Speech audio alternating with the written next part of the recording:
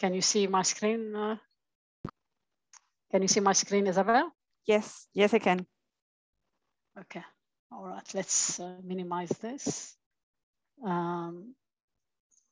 Okay, so yeah, good afternoon and good morning, everyone. So it's my pleasure to be talking to you today. It's not something it's not a topic I've thought before about.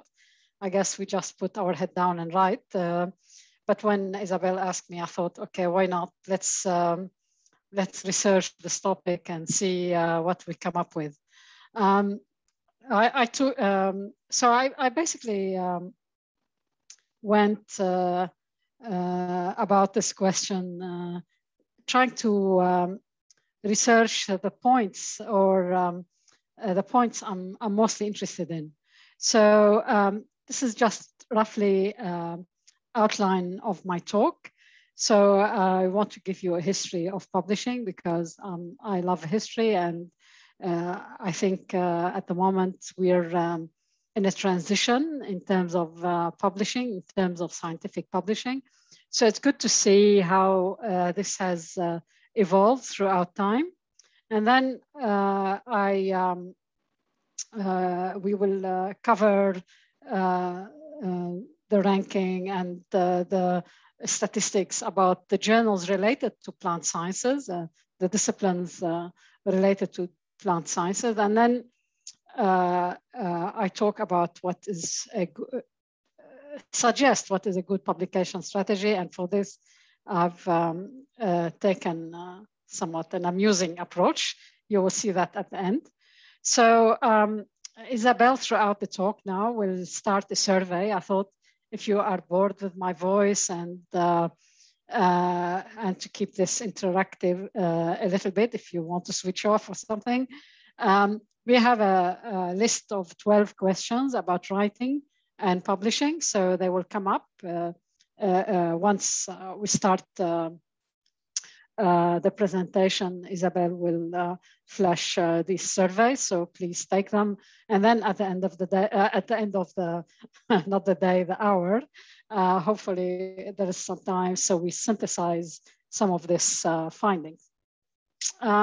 So yeah, let's start about the history of publishing. So I went back to the very beginning, so just to sort of amuse ourselves with how scientific writing started. I guess humans have always written, and we have the early writings on the wall of Babylons. And then those clay tablets, which showed the motions of stars and the planet and moon on in the Mesopotamia, 3,500 BC. And then we come to the Sumerians, the first writers who have left a wealth of records on business transactions, ownership right, government records. And I had the privilege to visit Egypt and see this, visit the Valley of Kings and Luxor and see these fantastic inscriptions on the walls of temples and monuments where there is elaborate farming calendars where the ancient Egyptians had they wrote about which crop is planted, when it's harvested. So it's quite amazing. And they also had a lot of inscription on medical procedures, the early medical procedures, and a lot of the agricultural or farming and medical tools and instruments. So there was always a need to communicate science. And then the Greeks also left us many books and records on philosophy and astronomy. And the Arabs, my ancestors, whom I think of them as the great translators, they took all this ancient books and translated them, and this created a vibrant scientific period. And in their own right, they also wrote some very important scientific book, which led straight into the Middle Ages and the European Renaissance. And during the Middle Ages, we have the start of the universities and these systematic collections. You could think of them as the big data of the Middle Ages, which when you collate all this information in one place, then this is conducive to thinking and to to critical thinking and comparison and so on. And then there is that very important invention of the printing press, which I guess started publishing as we know it.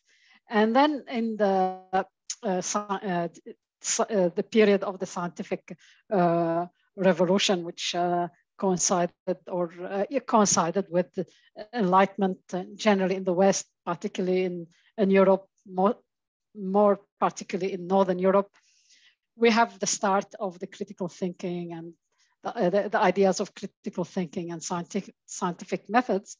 And those pioneering scientists of the Enlightenment, Newton and his colleagues, wanted to open up. Of course, they wanted to open up against the backdrop of the church, but also to open up the scientific culture. And they started to form scientific societies. It was curious when I was researching this topic that this society started as secret, because they were,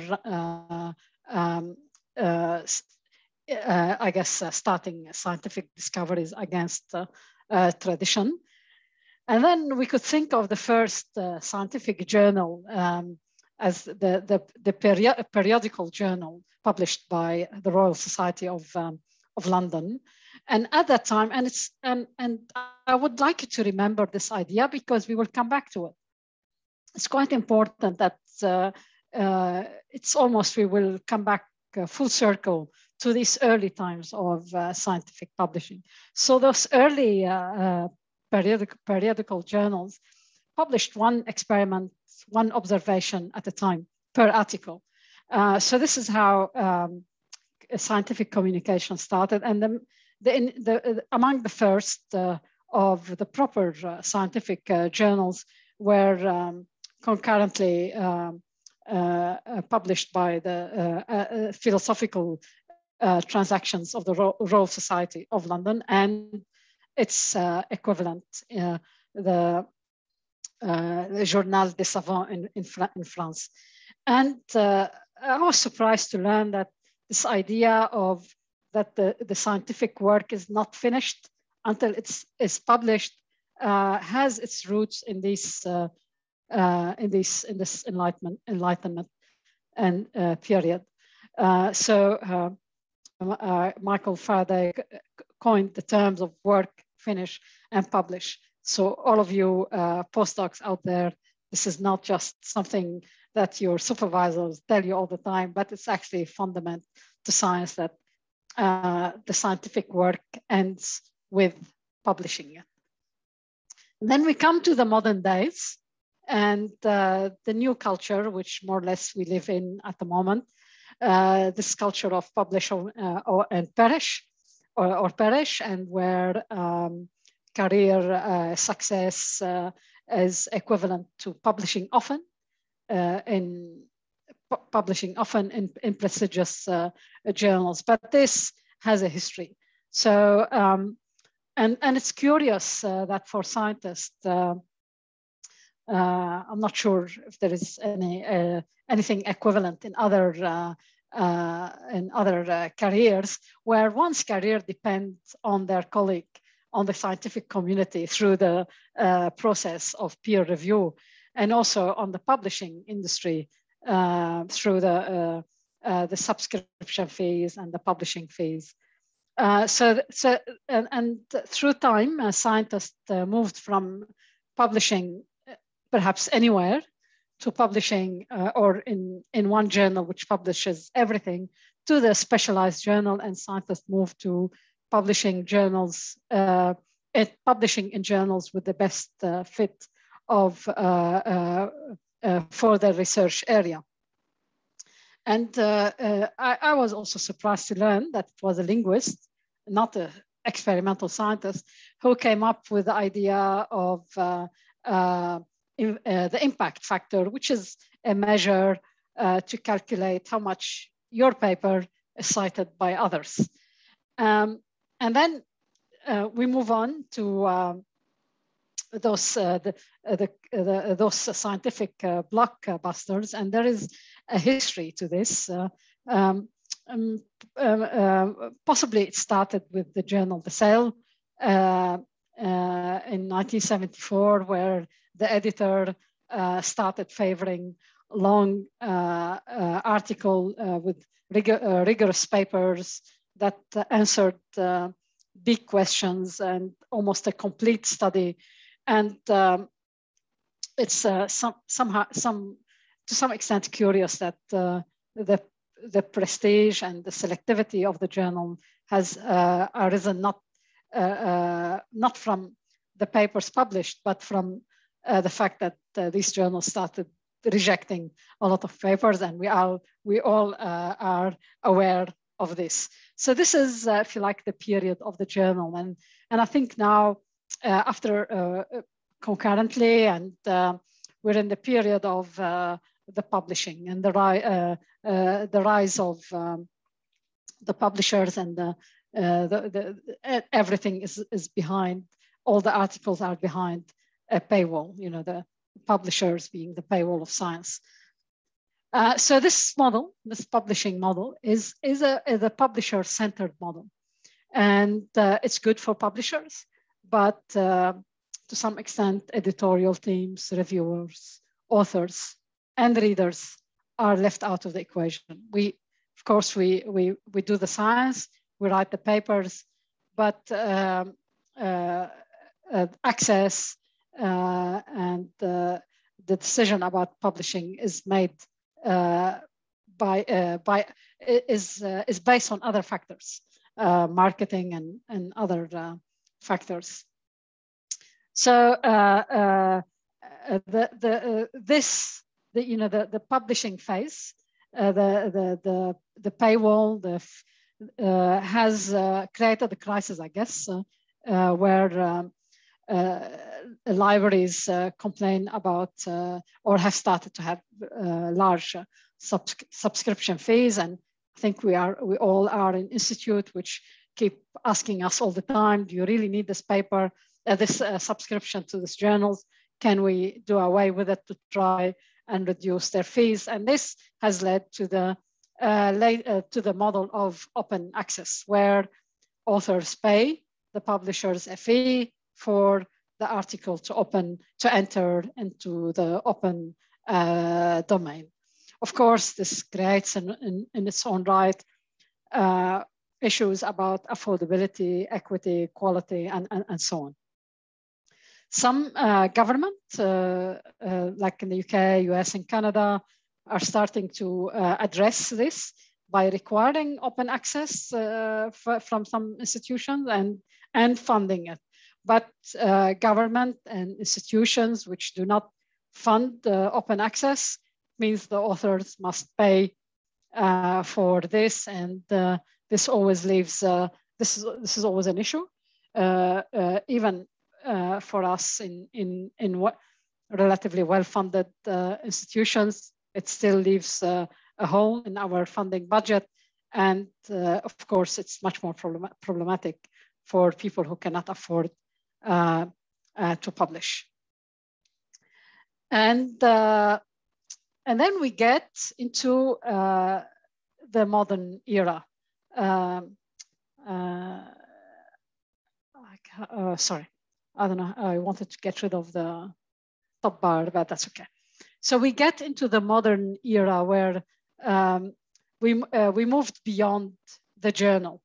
I think at the moment we are in a transition period of publishing. The subscription fees, the open access, the affordability, equity, all these issues have created the need, I guess, and also the length of time of the review, the rejection rate, all of this has led to the preprints. And I know in Australia, when you pronounce preprints, there's some people may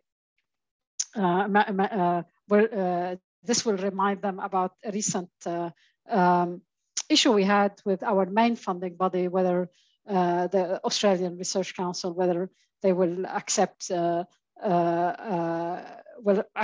our grants whether we can cite preprints or not. So this is controversial still. So preprint is where we publish before peer review. It's an article. The authors have gone through, like collected the data, wrote a proper article, but at the same time as one hits submit to a journal, the preprint goes in the public domain. Apparently, the mathematicians and the physicists have been at it for a long time. And the original archive.org, which is for the mostly mathematicians and physicists, has already a large already a large repository of academic preprints. And for us in the biology world, the bioarchive is a more recent platform where preprints or a preprint server for the biology. And more recently, we have something which is, again, an innovation in publishing and is going to, I think, put in question all our publishing model, which is the registered report. And that's we publish the work even prior to collecting the data of quality research. So if the question is right, if the methods are right, then you can start publishing and sharing your experiment before even collecting the data. And then that creates, raises questions about we're no longer dependent in terms of publishing on getting this big data or publishing a paper will not be so dependent on the results. So it's almost as if we're back to the article, the era of the article or the researcher that I told you initially about how the whole process of publishing has started. So in red are, I don't think these words are out there yet, but I think the era of the preprint, the registered report is moving us scientists into platform publishing. We're increasingly sharing our findings on social media. There's the constant connectivity between scientists, the science feed, and we have now the researcher as the disseminator. So I think we're in transition period. How this is going to pan out and what's the outcome is yet to be seen. But it's young researchers are, I guess, dealing with this and using these platforms. And this is going to create a new environment, especially for us, like older scientists who, for us, our career has already been dependent on all this impact factor and the papers you published and what journals. So moving beyond the journal, moving beyond the publisher is going to create new challenges and will require new ways of accounting and the new ways of quantifying scientific output. I have the slide here. Of course, I don't need to tell you what are articles. I'm sure all of you know, but this is a transition before I move into the second part of my talk. So when we talk about articles, we're talking about the letters, short communication, and in bold is this research article, which is, I have to make this disappear. The research article, which is what we mostly publish, and I will show you example of this. And then there is now there is always the method paper, and we publish supplementary information. And I recently, for the first time, I was part of publishing a data papers. I didn't know that existed in my field, but it's quite common in fields like ecology and so on, where you just publish data, so it's out there and for other people to mine it and study it. We now have some journals have started video papers and up to the preprints and the registered report. In my view, I won't dwell on this too much. I think we put too much emphasis on the big research article, and it may be, and it's actually some journals are pushing harder now the short communication because of the speed, because we don't want to read too long articles, have 3 pages of introduction or something on a topic which is, we don't like, we recreate these introductions or these long discussions. So I think the letters has a brighter future than its past. It's just a prediction. Who knows? Okay, how can I move forward? Okay, so now I'm going to throw some numbers at you, and I hope you don't get bored by this. When we ask ourselves where we're going to publish, it's good to know what are these journals. So I went into the journal citation report, and there is about 25,000 journals, and 70% of them in English. And if you say, okay, I want the ranked journals, there is about 11,000 journal with some impact factor published in English. So that's sort of, these are the journals that we are, if you like, playing with. And this should be not a surprise to anyone. When you look at the map of the highly cited paper, I actually played with this map a little bit, and whatever you do, you come up with more or less the same profile, whether you're looking at the number of papers, the highly cited papers, and you look at various disciplines. So it's more or less the USA and now China are publishing the most paper, the most cited papers, and then the usual suspect follow, like Northern Europe, Canada, Australia, and then comes Russia, India, and part of Africa, part of Latin America and South Africa. So it's sort of, this raises again the issue of equity. I don't know how we're going to solve this, but it's I guess it's one of the challenges of the future. And when we look at what are the most cited, the most highly cited fields, also it shouldn't be a surprise that most of the medical science, medical field, medical disciplines have the highest citation, clinical medicine, and I guess chemistry, a lot of it is also about drugs. So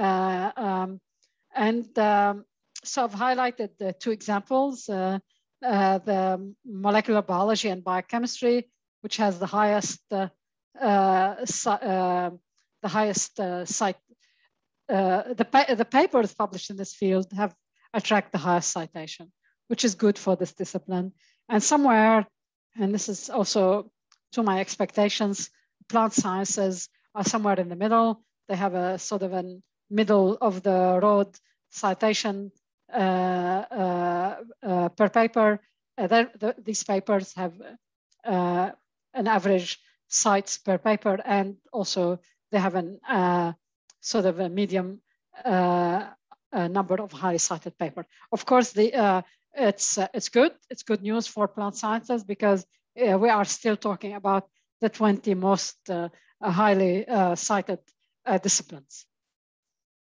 We go through, I'm going to show you a few more numbers because I think it's interesting to understand the publishing field. I looked at plant sciences, and in my view, the three other disciplines which are related to plant sciences: biochemistry and molecular biology, agriculture and agronomy, and environment and ecology. And environment and ecology has the highest number of papers. Of course, I'm talking about the ones with a journal impact factor, 392, and then plant sciences and biochemistry, molecular biology have a similar proportion. It's also interesting to see that this discipline, which has the highest citation, I leave you to draw the conclusion, but it has the lower proportion of papers that have open access. So it's still with the traditional subscription model. And I'm going to quickly go through the frequency of publication of this model, of these disciplines. So for plant sciences, most of the papers are published monthly, bi-monthly, quarterly. I'll go quickly because I have a graph which summarizes all of this. And then in the environment and ecology, the same, monthly, bi-monthly, and quarterly. And for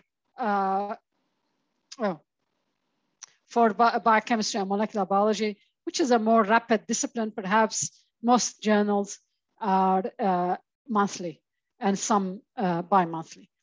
But I've plotted all of this because I wanted to see how the frequency and what are the open access journals at the moment. So we, in my mind, I don't know how about you, the classical journal at the moment, the ones we most publish with is monthly, bi-monthly. And it's true, as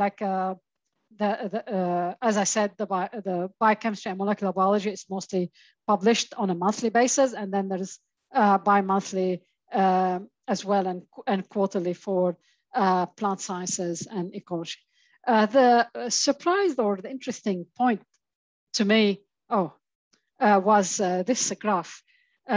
So it's as if there is at the moment a two-tier publishing system, where the classical journals, where most of the journals that we tend to send I think, I don't know, I'm assuming, our papers to have are the between the rapid ones, monthly, bi-monthly, but open access is occupying the fringes. The papers, the journals that publish papers continuously, and the journals which publish papers on an annual basis and longer term. So yeah, it's interesting to note this disparity between the subscription and the open access model, and which niches they appear to have occupied. This is the last difficult slide, but like I know the journals in plant sciences quite well, and I thought if I try and rank them in terms of cites per paper, let's see what are the journals that attract papers in which journal attract or are likely to have the highest citation per paper. And I was able to divide. This is just a case study, if you like, for more or less the top 40 journals or so in plant sciences. I think it's we could have predicted this, that the annual review of plant biology, which is a major review, attracts a lot of sites. It's more or less sits on its own. And then we have these highly prestigious journals which work by rejection. There's the multidisciplinary journals, Nature and Science, and then and also PNAS. But there's also the Plant Cell and Trends in Plant Sciences. Trends is also a review sort of article. So you have the PNAS and the Plant Cell, which are proper like a research article. They publish a research article. So you have the second tier, which also are the prestigious journals, which attract a lot of, these papers have, or they favor the papers which are likely to attract a high degree of citation. And that's, I guess, an inbuilt strategy in these papers. And then we have, if you like, the third tier and the last and the fourth tier. Some of these, not all of them fall in the first Q1, like in the first quartile, but still they're all very good journals. But it depends on, I guess, how much you reject, which paper you favor. And to put all of this in mind, that we're in a transition period where we could be moving. I'm not sure that I don't think there is any threat to any of the top journals, but we could be moving increasingly to a different model of publishing, perhaps more equitable, perhaps with a higher accessibility and so on. So this is about the publishing, and now I get into the third part of my talk, where I want to, so I told you about the history of publishing. I showed you some statistics about the journals, and now I would like to address, touch a little bit on what is a good publication strategy. And I've put these five important factors. The journal, we talked about it, it's important. The co-author, having a senior co-author is important, especially for young researchers.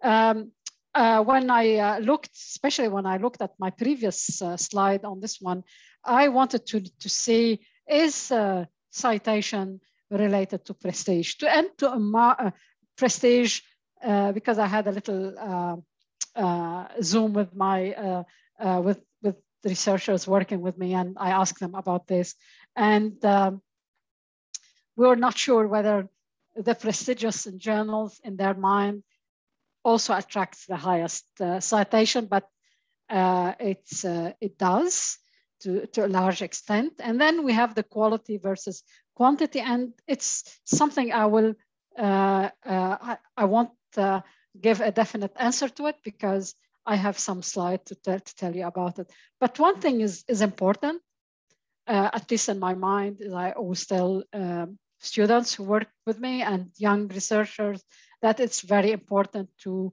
forge a research identity and publish and consolidate your publishing in a particular area. And then after this, there are other publishing matters which I've raised through the surveys. So I'm not going to tell you what I think about this or that, but it's good. I would like to gauge your opinion. So this is why I devised this survey. But there are important issues in publishing, like is it about communication, your science? And this way we go back. So if it's about communication, then the preprint is okay, then the registered report is okay. But if we're seeking impact which is measurable and which is linked to the progress of our career, then these models are not sufficient. And then is it about the publication? Is it about career or discovery? So are we interested in publishing a paper which takes us 5-6 years to get all the data so we can make that big discovery? Or do we need to publish to keep our career ticking? And also there is that issue that I touched upon a little bit, this trade-off between equity and selectivity. So if you're highly selective, then you become less equitable and so on. And also this whole publishing model, moving from the subscription model to the open access to a platform model. And we're now at a phase where all these three models are operational, and who knows how the future will pan out. And then we have, I think we all had these annoying emails telling us, please publish in our fantastic journal. So we have also, we also have these pressures of the predatory publishing, the predatory publishers, which perhaps is behind also that model of platform publishing, where we do away with the publisher altogether.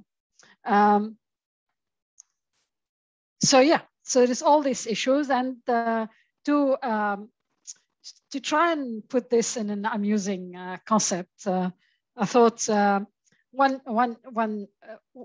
last thing I would like to do is I thought, well, let's see what our chief scientist does. So I work at Western Sydney University, as Isabel said, and I work at the Hawkesbury Institute for the Environment.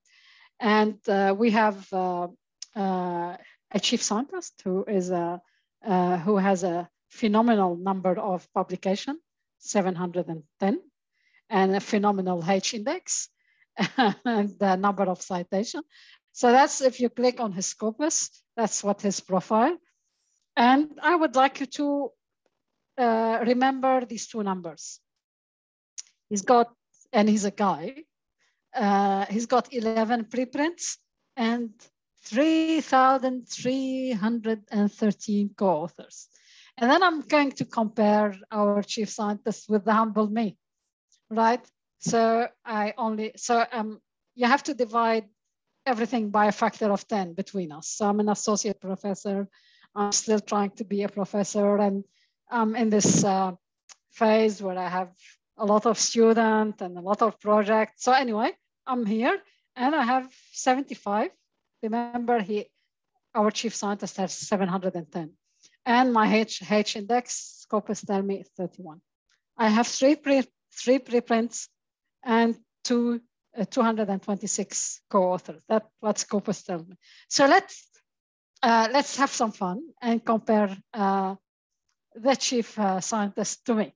So I called this section the chief scientist and I. So I sort of think, okay, what can we learn from this awesome scientist, not just publisher, awesome scientist. So like me, okay, most of his publications are your normal research articles. Did he get all the citation by publishing a lot of reviews proportionally? No. Even his review, the proportion of his reviews are less than mine. So of course he's published more because he published more of everything, but most of his output is still to a large extent those research articles. And they are published in those prestigious journals. Before we get to the journals, we're going to get to the subject area where it published. It's interesting.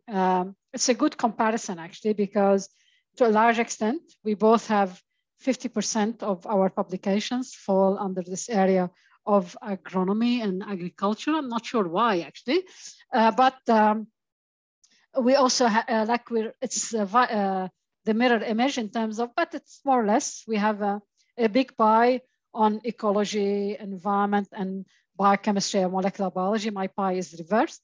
There's more biochemistry, molecular biology than environment. But so in terms of what we've published the same. In terms of we have, I go back to this idea about research identity. We both have clear research identity.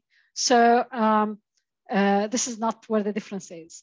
The difference is, of course, in where he is able to publish. But I will go back to this idea later on. So again, a lot of his publications are in these journals with high citation factors. I've published in these journals, but not as much as our chief scientist, of course. But that's interesting. Almost 50% of his publication are not, so it means there is one paper in this journal, one paper in this journal. I also have that. We all have that, but it's a good indicator. So he has, the chief scientist has a strong research identity, but he's published everywhere. And that's, and I would like you to remember this idea, which we will more or less end, not in this slide, but in the next slide. So in terms of how his citation, his cumulative citation, it's a steep exponential. I have a less steep one, but of course, our chief scientist is far more progressed and he's more or less toward the retirement, although he's still doing fantastic things. I think the difference is here. And this is the number of output per year. I'm still in that phase where I publish a lot of paper one year, less paper another year. And if I put this on the scale of our chief scientist, maybe there was a similar phase. I guess there is a similar phase for in anyone's career where still have a lot of responsibilities and still building your network and so on. And then it's a quick rise for our chief scientist. I hope I will reach this phase as well. So I did this comparison so I can tell you a little bit about, you know, the final question, the final conclusion of this webinar. So taken everything I told you and try and put it together and answer this question of publish where and what. Well, in my opinion, does it matter after what I showed you? Does it matter where you're going to publish? The conclusion to me, you may draw a different conclusion. You may be working in a different lab, like the big labs that are capable of churning out these fantastic papers all the time. But to young researchers and students, I would say publish many papers, collaborate with many authors, because that's what is going to make you grow fast. And initially, at least initially in your career, it's the numbers game. If we always debate about the quality and the quantity. I'm sure everybody is doing a very good science, but it's the time needed to publish these long journals, especially early in your career. I wonder whether that pays off and whether it's better to do them later in your career. I just raised these ideas, and I think that initially in one's career, it's a numbers game. The number of co-authors, so grow your network will grow. The more you collaborate with, the more you write with, your network grows, and then one co-author will lead you into another, and write many papers in the hope, of course, I'm sure everybody would strive for quality. So eventually you build the numbers, you build your network, and some of those eventually will be very good in top journals. And so these are my simple conclusions, and I don't hold them firmly. I guess sort of at this stage, this is what I think, but it's you may draw other conclusion. And I think platform publishing, whichever way you call it, I'm calling it platform publishing, is a game changer. And it will, I think it will create a new, it will put pressure on our classical publishing system. So this takes me to the last slide of my talk. So that's what I want to say. And after that, I have here the 2 slides, which are the questions we talked about. Not sure what you would like to do, Isabel, whether we can look at the results of the survey, and whether we could have some interaction with, I'll stop sharing, whether we can have some interaction with our participants. So yeah. Yeah, okay, so I will share the first results of the first question. Is it okay to include senior author mainly because of their reputation rather than their contribution? So 67% answer, no, it's not okay. Reputation should not matter. So how do you react to that, Oula? I'm pleased to know that, but I guess it's good to gauge this opinion and put it on record, and hopefully, if you record the lecture, people get to sort of see in generally what a slice of the community thinks. Yeah, I don't so much want to comment on this as of, yeah, it's sort of it's. We can move to the next one. Yeah.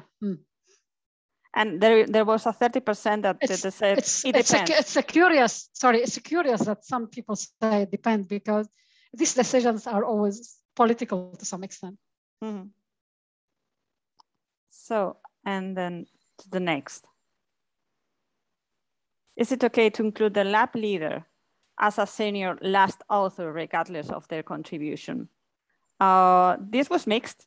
So 43% answered no, it's not okay, contribution should matter. But there's also 30% that said yes, it is okay, and another 30% that it might depend. Yeah, there's no black and white, I guess. No, not in this one.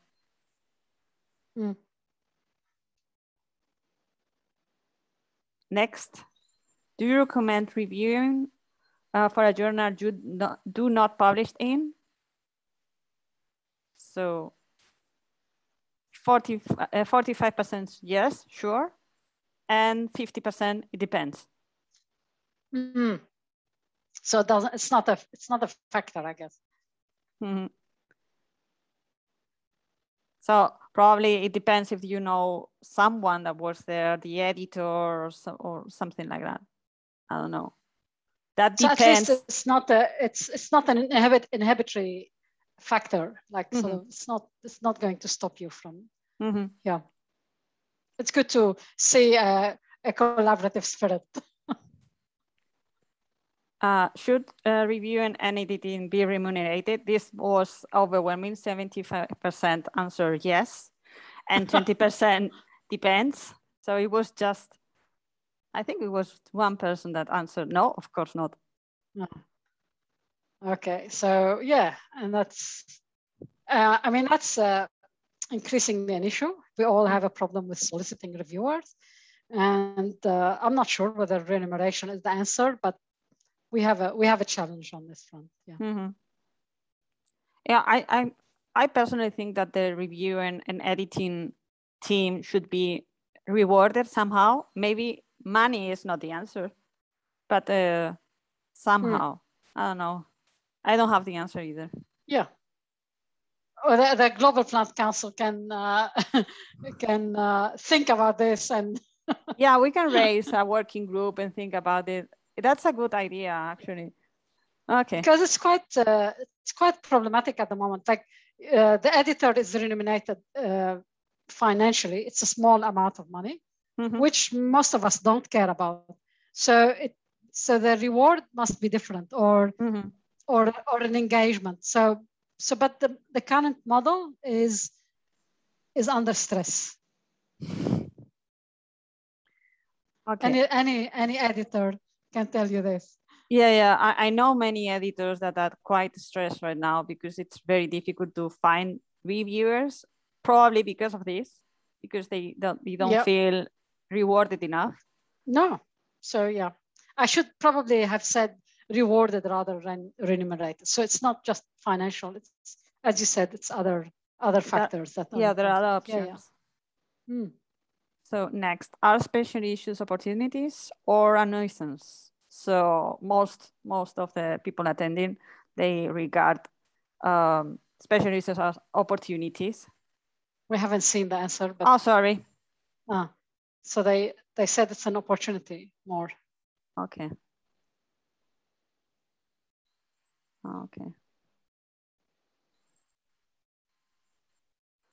Okay, so you should trust me because it's okay. Okay. So what percentage said it's an opportunity?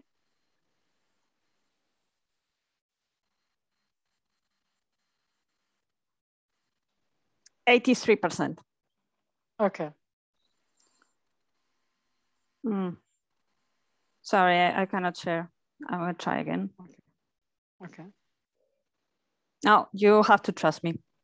It's 83%. So next one. The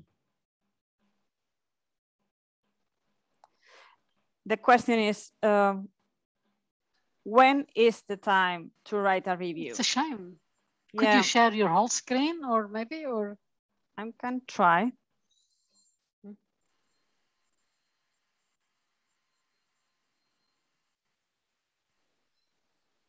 So now you see my screen, I think. Okay. Do you? We see your desktop. Yes. So here is the. So as you can see, I'm trying to share, but I'm failing. So you can see the answers here. When it's time to write a review, when there is a gap in the literature, 67%. Oh, we can't see it. We can only see your.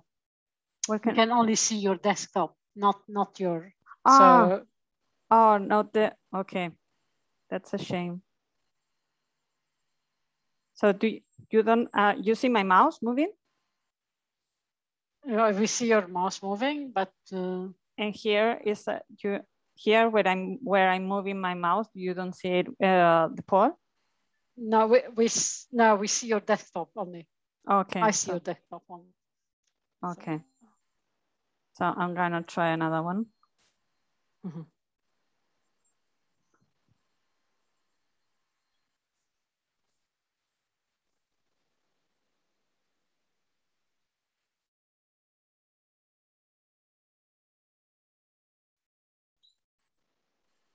Okay, I'm trying several things.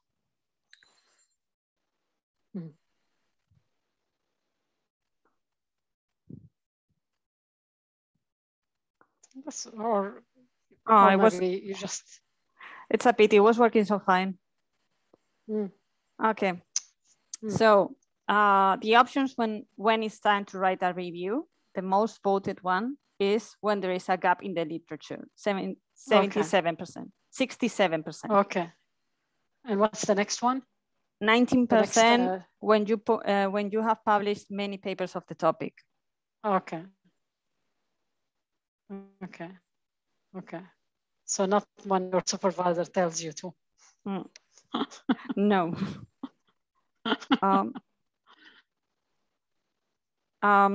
Then the next question was, should reviewing editing be ranked? So 41% answer yes by the journals. Okay. And the second most voted is no, never. Okay. Well, that's a sort of, to some extent, it's also related to how you could reward the reviewers. Is this work goes unseen totally. Mm-hmm. And yet it's the foundation of science. It's not rewarded. It's like sort of, like your review, nobody looks at you again. And so that's, and I think, and especially now, there's so much pressure on our time that we need, I think we need to consider what's going on here. So next one was thinking of young researchers. Do you consider the current peer review and publishing model are, and they could choose unbiased, transparent, equitable, fast, or none of the above? Mm-hmm. And 48% answer none of the above. Oh, really? Yeah. Wow. Okay. And this was multiple choice. So yes. Yeah. Okay. Well, maybe when you publish the video, you could publish the result of the survey. Yeah, I would try. It would be nice and sort of in the notes of the video to do it, because mm-hmm. yeah. Yeah, I will try. I mean, I will do it. It's okay, not difficult. Thank you.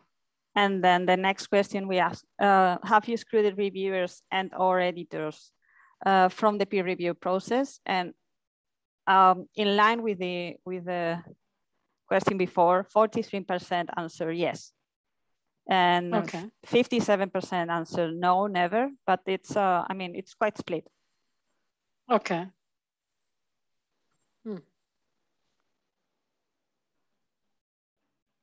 And then the next question is, have you published open access? And I wasn't able to launch it, so I will try now.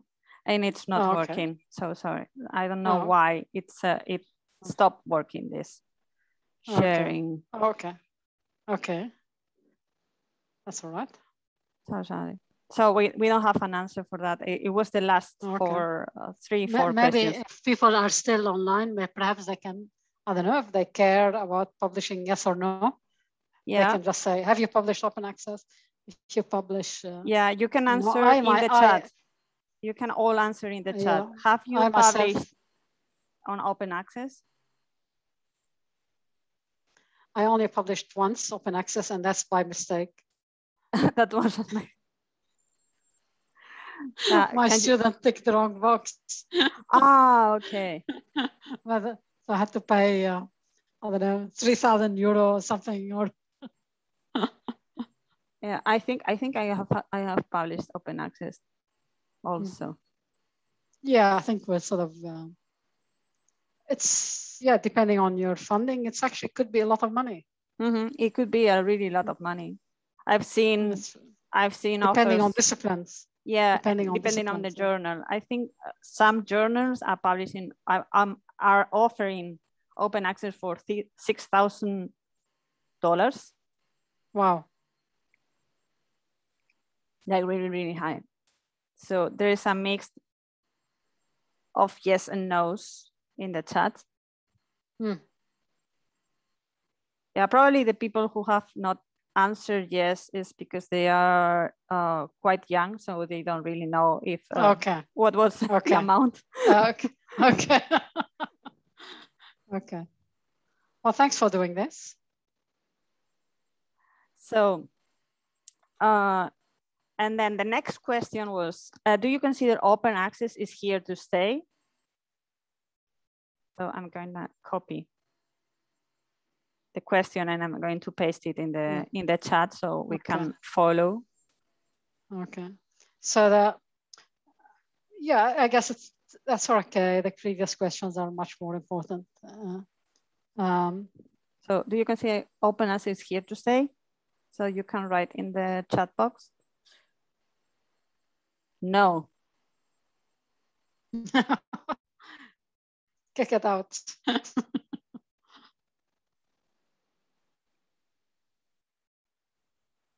I would say that open access this is my opinion, that open access is here to stay, but not as it is right now, not with those fees.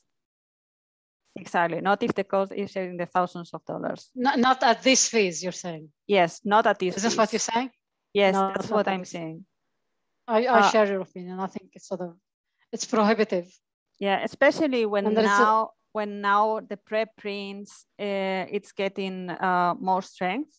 So, I mean, outside of the huge Australian controversy, in most countries and in the funding bodies, they accept preprints. They have this tendency to accept preprints. Yeah, it helps poor fund institutional receptivity. Yeah, so I think it will put, this is a new game. That's what I think, the preprints and all this idea about publishing on like the platform, like put things out in the open, especially when people now increasingly, I started seeing it even in my discipline, people starting to publish experiments. So that's a whole new game. Mm-hmm. So, and this is the very, very last question. So I'm going to copy paste as well. Mm-hmm. And the question is related to preprints. Do you feel comfortable citing someone else's preprint?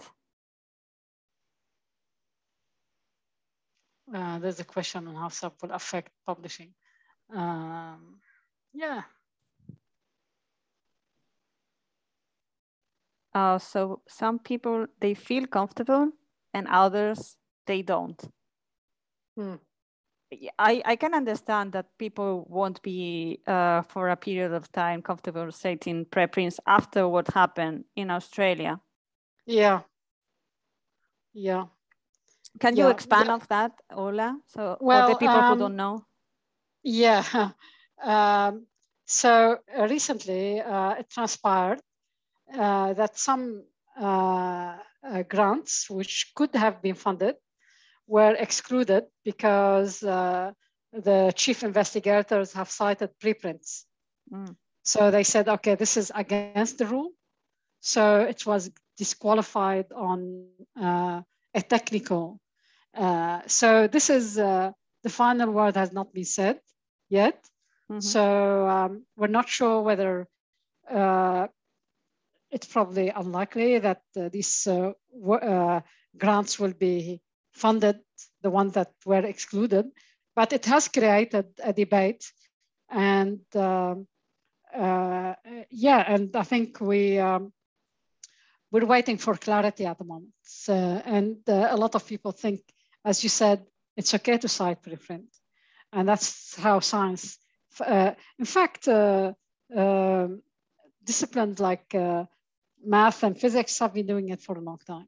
So it's just, yeah. So, and also, what about when you publish an experiment, not even the results, and with all these prices and subscription fees and you know, and also I think I'm not sure whether I made this point clear. I think the speed of publishing will also, we may also be moving away from the long research article. So that's another. So we want data, right? We want the information, and we want to engage with with someone else's data. In our institute, for example, we have a data hub where whatever, like, for example, some common measurement that we all do is to measure gas exchange of plants.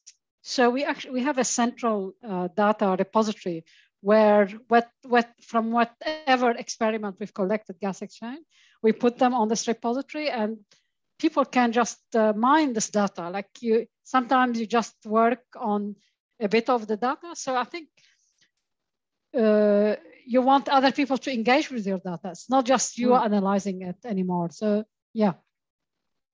Okay, so we are over the time right now, but there was one question in the chat box, so I think we can ask you that one, and then we wrap up. So, Oula, do you have any thoughts on how Sci-Hub will affect open access publishing? So I'm not sure, actually. I'm not. I'm sorry about this. I have to research it. I'm not on top of this, so I'm not. Do you know how it works? How Sci-Hub works? I'm not totally clear. Not really. About this, no. I think it's a server where you can access most without the paywall. You can access most of anything that is published. Okay. Okay, but sort of, is it illegal a little bit, or? I think it's more like illegal. So illegal in some places, illegal in others, not fully legal anywhere. Yeah. I think what we discussed more, the pressure of the preprint, the pressure of I think if you look, I don't want to labor this point too much or go on. We're much more aware of equity, right, and accessibility, and so this will also put pressure on this traditional publishing method, I think. Yeah. So